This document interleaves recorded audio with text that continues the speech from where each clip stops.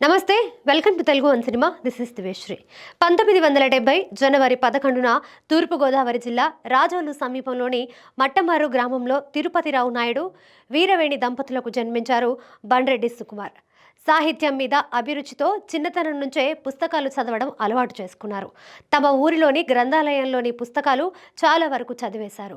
పాఠశాలలో చదువుతున్న రోజుల్లోనే కవితలు రాసేవారు.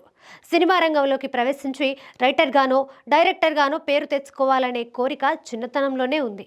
కాలేజీలో డిగ్రీ చదివే సమయానికి అది మరింత బలపడింది. అలా డిగ్రీ ఫస్ట్ ఇయర్లో జాయిన్ అయ్యారు. కాలేజ్లో మ్యాథ్స్ చెప్పే లెక్చరర్ లేకపోవడంతో 10 మైళ్ళ దూరం వెళ్ళి మరో లెక్చరర్ దగ్గర మ్యాథ్స్లోని మెలకువలు నేర్చుకున్నారు. డిగ్రీ మొదటి సంవత్సరం పూర్తయ్యేసరికి అందులో మంచి పట్టు సాధించారు. ఆ తర్వాత చదువుకుంటూనే తన జూనియర్స్కి ట్యూషన్ చెప్పేవారు. డిగ్రీ పూర్తయిన తర్వాత 1998లో కాకినాడలోని ఆదిత్య జూనియర్ కాలేజ్లో మ్యాథ్స్ లెక్చరర్గా ఉద్యోగం లభించింది. నెలకు 75,000 జీతం. ఆ రోజుల్లో అది చాలా ఎక్కువ జీతం అని చెప్పాలి. ఉద్యోగం చేస్తున్నప్పటికీ మనసు మాత్రం సినిమా రంగంపైనే ఉండేది. 2 సంవత్సరాలు లెక్చరర్ ఉద్యోగంలో కొనసాగిన సుకుమార్ 2000 సంవత్సరంలో తండ్రి అనుమతితో సినీ రంగంలోకి ప్రవేశించారు. మొదట ఎడిటర్ మోహన్ తనయుడు రాజా డైరెక్టర్ చేస్తున్న హనుమాన్ జంక్షన్ సినిమాకి అసిస్టెంట్ డైరెక్టర్గా పనిచేశారు. ఆ తర్వాత వివి వినాయక్ డైరెక్ట్ చేసిన దిల్ చిత్రానికి వర్క్ చేశారు. ఆ సమయంలో సుకుమార్లోని టాలెంట్ని నిర్మాత దిల్ రాజు గుర్తించారు. అతనికి దర్శకుడిగా అవకాశం ఇవ్వాలనుకొని ఏదైనా కథ ఉంటే చెప్పమన్నారు. ఆ టైంలోనే ఆర్య కథ చెప్పారు సుకుమార్. అది దిల్ రాజుకి బాగా నచ్చింది. హీరో ఎవరైతే బాగుంటుందని అనుకుంటున్నావు అని అడిగితే నితిన్కి కథ సరిపోతుందని చెప్పారు సుకుమార్. ఆ కథని నితిన్కి చెప్పారు, కానీ అతనికి నచ్చలేదు. ఆ తర్వాత ఈ కథతో రవితేజ, ప్రభాస్ దగ్గరకు కూడా వెళ్లారు. వారు కూడా ఈ సినిమా చేసేందుకు ఆసక్తి చూపించలేదు. 2003లో కె రాఘవేంద్రరావు దర్శకత్వంలో రూపొందిన గంగోత్రితో హీరోగా పరిచయమైన అల్లు అర్జున్ అయితే ఆర్య కథకు పర్ఫెక్ట్గా సూట్ అవుతాడని అతనికి కథ చెప్పారు. అల్లు అర్జున్కి కథ నచ్చింది. దాంతో ప్రీ ప్రొడక్షన్ వర్క్ మొదలు పెట్టారు.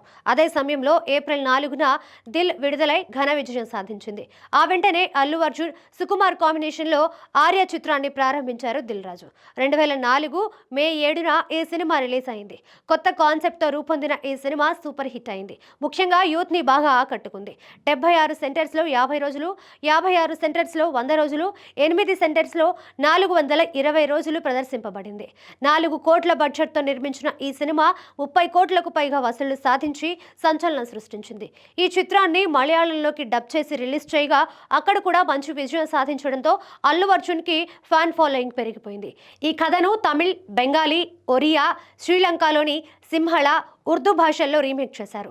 తొలి సినిమాతోనే బెస్ట్ డైరెక్టర్గా Filmfare award, best screen play రచయితగా నంది అవార్డుతో పాటు పలు అవార్డులు సాధించారు సుకుమార్. ఆర్య తర్వాత అల్లు అర్జున్, సుకుమార్ కాంబినేషన్లోనే మరో సినిమా చేయాలనుకున్నారు దిల్ రాజు. అయితే సుకుమార్ చెప్పిన కథలో కొన్ని కరెక్షన్స్ చెప్పారు దిల్ రాజు. కానీ కథను మార్చేందుకు సుకుమార్ ఇష్టపడలేదు. దీంతో తాను సినిమా చేయలేనని దిల్ రాజు చెప్పారు. ఈ విషయంలో హర్ట్ అయిన సుకుమార్ రాత్రికి రాత్రే రామ్ పోతినేనిని హీరోగా ఓకే చేసేశారు. ఆదిత్య బాబు నిర్మాత. మరుసటి రోజే సినిమా ప్రారంభించారు. అయితే ఈ సినిమా కమర్షియల్గా విజయం సాధించలేదు. ఆ తర్వాత అదే జోనర్లో ఆర్య 2 చిత్రం చేశారు. అది కూడా సక్సెస్ అవ్వలేదు. అయితే ఈ సినిమాను మలయాళంలో డబ్ చేసి రిలీజ్ చేయగా అక్కడ బాగానే ఆడింది. ఆర్య 2 సినిమా షూటింగ్ జరుగుతున్నప్పుడే గీతా ఆర్ట్స్లో ఓ సినిమా చేసేందుకు కమిట్ అయ్యారు సుకుమార్. వరుణ్ సందేశ్, తమన్నా జంటగా సినిమా చేయాలనుకున్నారు. కానీ ఆర్య 2 కమర్షియల్గా సక్సెస్ కాలేకపోవడంతో వరుణ్ సందేశ్ బదులుగా ఏం మాయ చేసావే చిత్రంతో ఫామ్లో ఉన్న నాగ చైతన్యను తీసుకున్నారు. ఈ సినిమాకి మొదట బాలు వెట్స్ మహాలక్ష్మి అనే టైటిల్ అనుకున్నారు. అది రొటీన్గా అనిపించడంతో ఆ తర్వాత 6 టైటిల్స్ని పరిశీలించి ఫైనల్గా 100% లవ్ అనే టైటిల్ని కన్ఫర్మ్ చేశారు. 2011లో విడుదలైన ఈ సినిమా ఘన విజయం సాధించింది. ఈ సినిమాకి కూడా బెస్ట్ డైరెక్టర్గా ఫిల్మ్ఫేర్ అవార్డు అందుకున్నారు సుకుమార్. ఆ తర్వాత మహేష్ బాబుకి సైకలాజికల్ థ్రిల్లర్ కథ 1 నేనొక్కడినే చెప్పారు సుకుమార్. అది మహేష్కి బాగా నచ్చింది. సుకుమార్ చెప్పినట్టుగా ఈ సినిమా కోసం మహేష్ ఫిజికల్గా మేకోవర్ అయ్యారు. 2014 సంక్రాంతికి విడుదలైన ఈ సినిమా మార్నింగ్ షో చూసిన సుకుమార్ నాన్నగారు తన అభిప్రాయాన్ని చెబుతూ సినిమా బాగా తీశావు, కానీ ప్రేక్షకులకి అర్థం కాదు. నువ్వు ముందే దానికి ప్రిపేర్ అయి ఉండు అని చెప్పారు. ఆయన చెప్పినట్టుగానే సినిమా ఎవరికీ అర్థం కాలేదు. ఫలితంగా కమర్షియల్గా సక్సెస్ అవ్వలేదు. హై టెక్నికల్ వాల్యూస్తో రూపొందిన వన్ నేనొక్కడినే హాలీవుడ్ సినిమాలా ఉందనే అప్రిషియేషన్ వచ్చింది. అయితే 5-6 దేశాల్లో ఈ సినిమాను విడుదల చేస్తే అక్కడ మాత్రం విజయం సాధించింది. ఆ తర్వాత సుకుమార్ రైటింగ్స్ ను స్థాపించి తన దగ్గర పనిచేసిన సూర్య ప్రతాప్ ని దర్శకుడిగా పరిచయం చేశారు. రాజ్ తరుణ్, హెబ్బా పటేల్ జంటగా కుమారి 21F చిత్రాన్ని నిర్మించారు. 2015లో విడుదలైన ఈ సినిమా ఘన విజయం సాధించి కలెక్షన్ల వర్షం కురిపించింది. ఈ సినిమా తర్వాత అదే బ్యానర్ లో మరికొన్ని సినిమాలు నిర్మించారు. తన దగ్గర పనిచేసిన వారికి డైరెక్టర్స్ గా అవకాశాలు ఇచ్చారు. అలాగే నిర్మాణ పరంగా కొన్ని చిత్ర నిర్మాణ సంస్థలతో భాగస్వామిగా కూడా ఉన్నారు. వన్ నేనొక్కడినే తర్వాత సుకుమార్ దర్శకత్వంలో వచ్చిన సినిమా నాన్నకు ప్రేమతో 2016లో విడుదలైన ఈ సినిమా మొదట డివైడ్ టాక్ వచ్చినా ఆ తర్వాత సూపర్ హిట్ చిత్రంగా నిలిచింది. ఆ మరుసటి సంవత్సరమే రామ్ చరణ్ కోసం ఓ కథను రెడీ చేసి అతనికి వినిపించారు. అతనికి బాగా నచ్చింది. ఆ తర్వాత చిరంజీవి కూడా విని సుకుమార్ ను అప్రిషియేట్ చేశారు. అదే రంగస్థలం. 2018లో విడుదలైన ఈ సినిమా ఘన విజయం సాధించడమే కాకుండా కలెక్షన్ల పరంగా రికార్డులు సృష్టించింది. రామ్ చరణ్ కెరీర్ లో బెస్ట్ మూవీగా నిలిచింది. ఈ సినిమా తర్వాత దర్శకుడిగా సుకుమార్ ఓ కొత్త టర్న్ తీసుకున్నారు. అల్లు అర్జున్ తో పుష్ప ది రైస్ చిత్రాన్ని ప్రారంభించారు. ఎన్నో వ్యయ ప్రయాసాల కోర్చి మైత్రి మూవీ మేకర్స్ నిర్మించిన ఈ సినిమా 2021లో విడుదలై సంచలనం సృష్టించింది. అప్పటి వరకు అల్లు అర్జున్ కి ఉన్న ఇమేజ్ ని పాన్ ఇండియా స్థాయికి తీసుకువెళ్ళింది.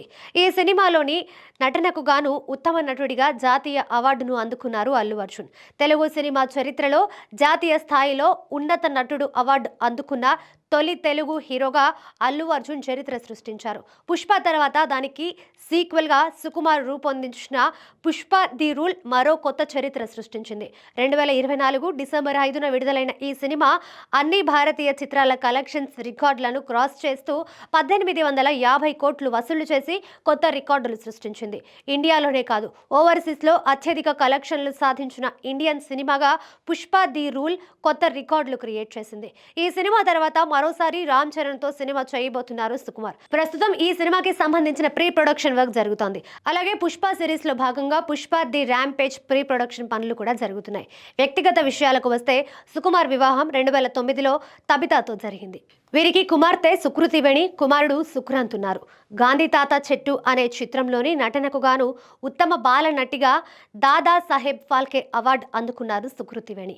అలాగే ఉత్తమ తొలి సినిమా బాలనటిగా Dubai international film festival, Indian international film festival పురస్కారాలు కూడా సుకృతి సొంతం చేసుకున్నారు.